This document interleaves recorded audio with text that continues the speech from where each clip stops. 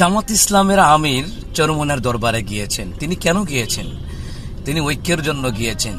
তিনি চাচ্ছেন যে বাংলাদেশে ইসলামী দলগুলো ঐক্যবদ্ধ হয়ে যাক, কারণ আল্লাহ তাআলা বলেছেন ওয়াতাসিমু বিহাবলিল্লাহি জামিআন ওয়া লা তাফাররাকু, তোমরা আল্লাহর রশিকে, আল্লাহর রজ্জুকে ঐক্যবদ্ধভাবে আঁকড়ে ধরো, তোমরা পরস্পর বিচ্ছিন্ন হইও না। কারণ এই দেশের জমিনে যদি সুগঠিত একটা রাষ্ট্র তৈরি করতে হয়, ইনসাফ ভিত্তিক শাসক যদি তৈরি করতে হয়, তাহলে অবশ্যই প্রতিটি ইসলামী দল ঐক্যবদ্ধ হতে হবে।